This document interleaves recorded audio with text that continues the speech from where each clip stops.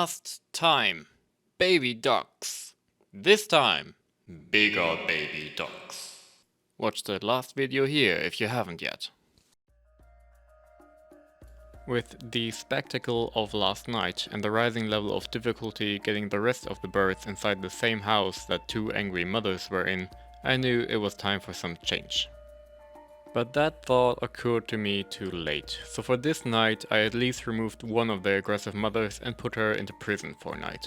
Since the general was mainly occupied with the ducklings and Brownie just lashing out at anyone in the vicinity of 5 meters, I removed Brownie out of the equation to give everyone else some breathing room.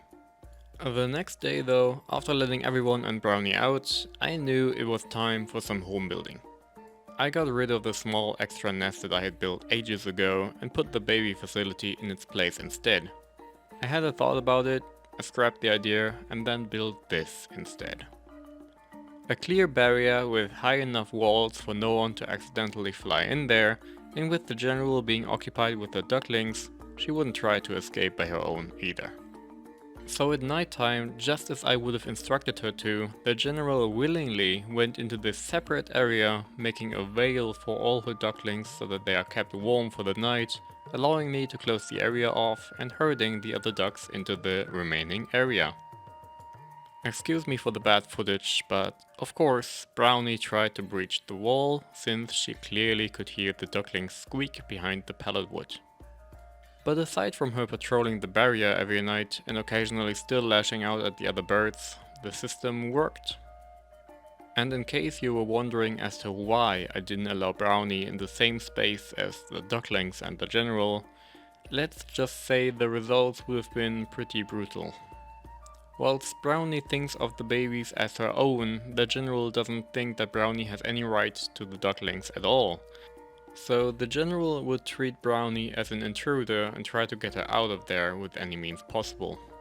Trust me, I tried it for a few minutes, she would die if I left her in there.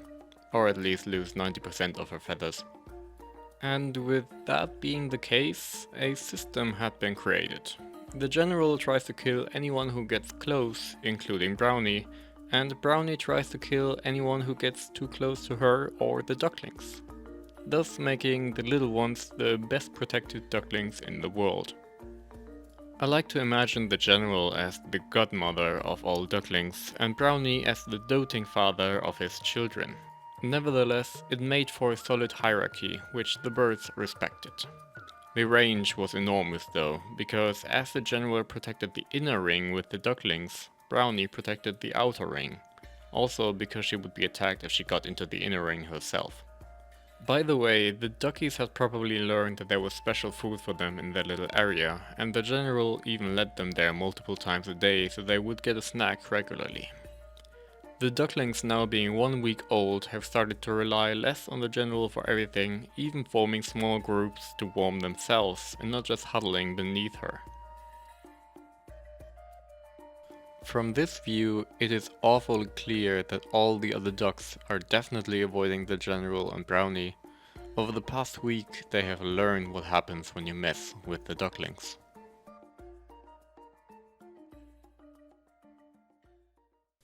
And now comes the sad part of the video. I fucked up, yet again. Do you remember my water spot for the birds, a little bath for them? Turns out 11-day-old ducklings can jump higher than I anticipated. They got in there at the end of a day with the water level being low from a duck previously having a bath in there, and couldn't get out anymore. 3 of my ducklings drowned. I should have known. I should have prepared in advance, but it just slipped my mind. With a heavy heart, I offered the dead ducklings to the ditch at the end of my boundary. May a fox feast on these probably tasty bodies and never attack my flock. Still drowning in regret and self-loathing, I prepared new duckling-safe drinking and swimming spots. I made sure that the ducks would have no issue to get in and out and watched the situation for a good while before leaving. While we had been reduced to 13 ducklings, the following weeks still passed within the blink of an eye. There were no complications, no difficulties, and the duckies all grew up in record time.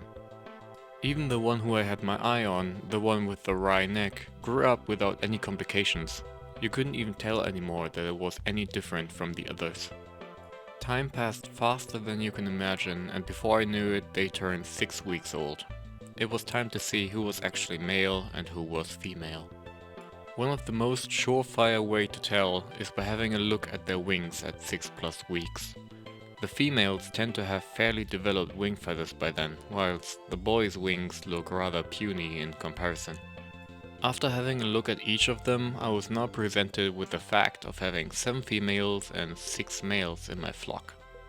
Unfortunately, one of the females turned out to be the one with a neck condition, so she was very much unsuitable to reproduce, even though she seems completely fine now.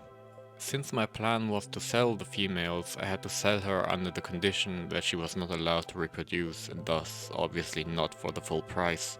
So after some advertising, I managed to sell all my females as well as 2 drakes. Overall, I sold 9 of the ducklings for 135 euro. 130 for the 8 healthy ones and 5 for the slightly disabled one. Meaning, even with selling wry-neck bird, I managed to get 15 euro per bird on average. The food for the ducklings probably didn't even reach 50 euro altogether, so it's still a fair plus overall.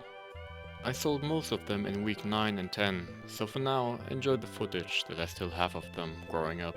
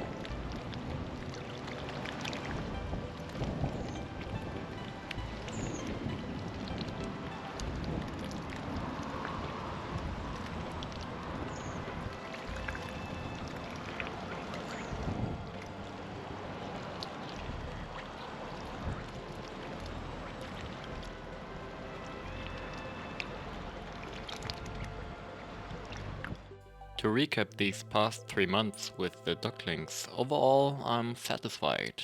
I could have avoided the 3 dead ones, but aside from that, everything turned out as planned. I managed to give them the freedom of growing up under their mothers, which made them more hardy and less picky with food. It also reduced my workload by a lot, with the general looking after them and protecting them from the other ducks. If I had the choice to let the mothers raise their own young or to look after them myself, I'd let the mothers raise them again anytime. These drakes are the ones that I'll keep for now. They have just entered puberty and their voice is hilarious to listen to.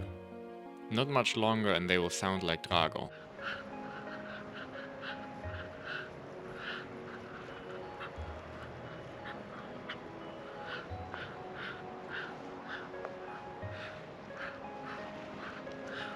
But for now, this is what they sound like.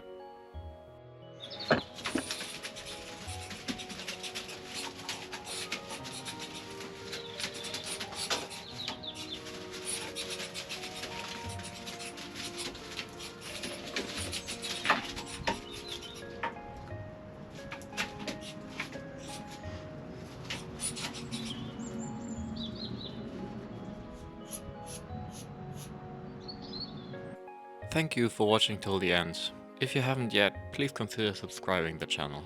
It helps a lot.